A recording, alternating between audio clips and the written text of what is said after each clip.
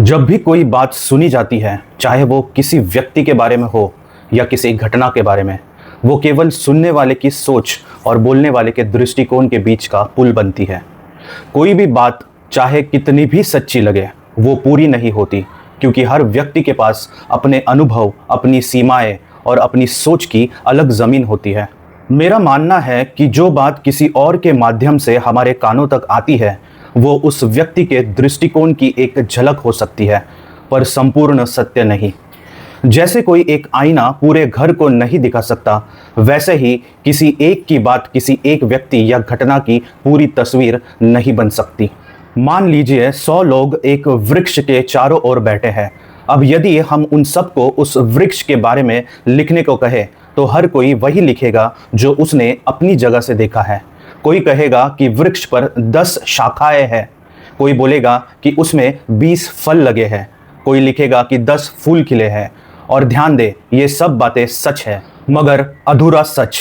हर व्यक्ति केवल वही लिख सकता है जो उसकी दृष्टि में है, जो उसके सामने है। किसी ने जड़ें नहीं देखी, किसी ने तने की दरारें नहीं देखी, किसी ने सूखे पत्ते नहीं देखे, और किसी ने उस दिशा को नहीं देखा जहां से धूप सीधी पड़ रही है। अब जरा सोचिए, अगर इन 100 लोगों को उस वृक्ष के बारे में चर्चा करने को कहा जाए तो क्या होगा? जल्दी ही ये चर्चा एक बहस में बदल जाएगी। हर कोई अपने देखे हुए को पूरा सच मानकर उस पर अड़ा रहेगा और कोशिश करेगा दूसरे को गलत साबित करने की, जबकि असल में हर किसी के पास सच का बस एक छोटा सा टुकड़ा है, अधूरा, सीमित और अपने अपने नजरिए तक ही सीमित देखा गया। इसलिए ये समझना जरूरी है कि एक ही सत्य के कई पहलू हो सकते हैं।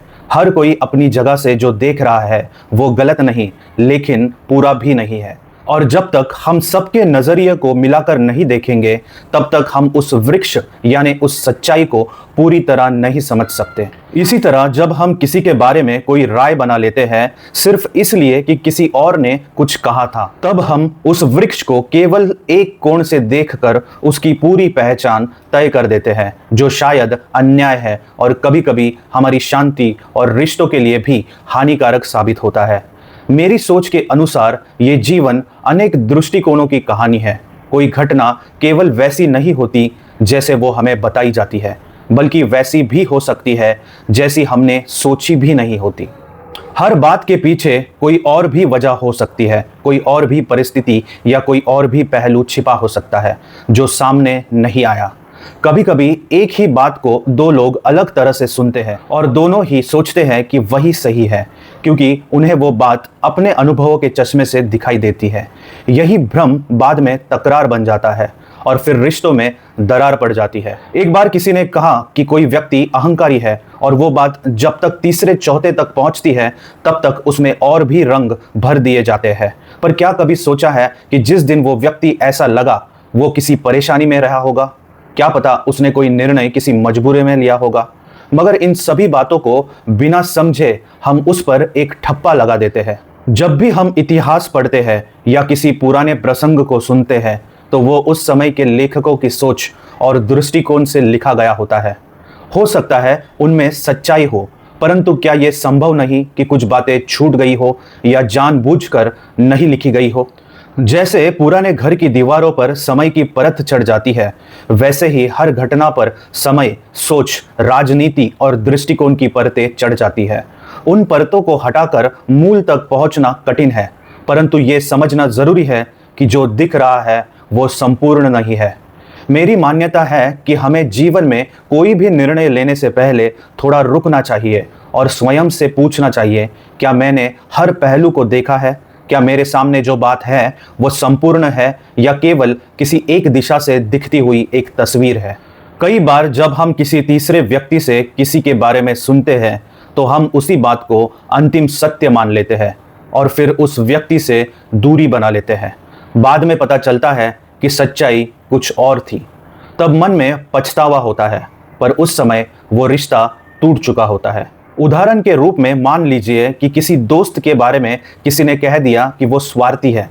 उस एक टिप्पणी ने हमारी सोच को उस दिशा में मोड़ दिया। लेकिन अगर हम उस दोस्त से मिलते हैं, बात करते हैं, खुद अनुभव करते हैं, तो शायद तस्वीर अलग होती है।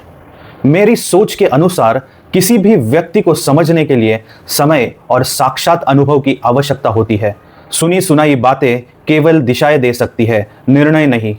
जीवन में मानसिक शांति बहुत कीमती होती है और कई बार वो शांति बस इसलिए चली जाती है क्योंकि हम किसी और की कही बातों को अपने मन में सत्य मानकर घर कर लेते हैं और फिर वही बातें हमारे भीतर बेचैनी और द्वंद्व का कारण बनती है। जैसे किसी गहरी झील में कंकड़ फेंकने से लहरें उठती है, वैसे ही सुनी सुनाई बातों से मन में हलचल होती है। पर यदि वो कंकड़ फेंके ही ना गए तो झील शांत रहती है।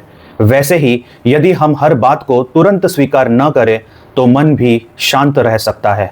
मेरा मानना है कि हर बात के दो नहीं अनेक पहलू होते हैं और जो व्यक्ति केवल एक पहलू देखकर निर्णय करता है वो जीवन में अनेक बार भ्रमित होता है।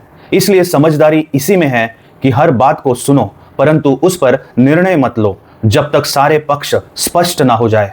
जैसे किसी बड़े चित्र को देखने के लिए थोड़ा पीछे हटना पड़ता है, वैसे ही किसी घटना या व्यक्ति को समझने के लिए भी भावनाओं से थोड़ा ऊपर उठकर देखना पड़ता है, तभी सच्चाई के अधिक करीब पहुंचा जा सकता है। अगर हर इंसान को ये बात समझ आ जाए कि उसके पास केवल एक दृष्टिकोण है, संपूर्ण सत्य नहीं, तो शायद बहसें कम होंगी, रिश्ते टूटेंगे नहीं और मानसिक अशांति भी घटेगी। सोच में परिपक्वता वहीं से शुरू होती है जब हम ये स्वीकार करना सीख जाएं कि हमारी सोच संपूर्ण नहीं है। मेरी सोच के अनुसार जितना आवश्यक बोलना है उससे कहीं ज़्यादा आवश्यक है समझना, और समझ केवल सुनकर नहीं आती, अनुभव, समय और गहराई से सोचने से आती है। अंत में यही कहना चाहूँगा कि ये जीवन केवल कहानियों और विचारों का नहीं बल्कि दृष्टिकोणों का संगम है। हर बात एक कहानी है और हर कहानी के कई पात्र और कई दृश्य होते हैं। बिना सभी पात्रों और दृश्य को जाने कोई भी निष्कर्ष अधूरा ही रहेगा। मिगांत।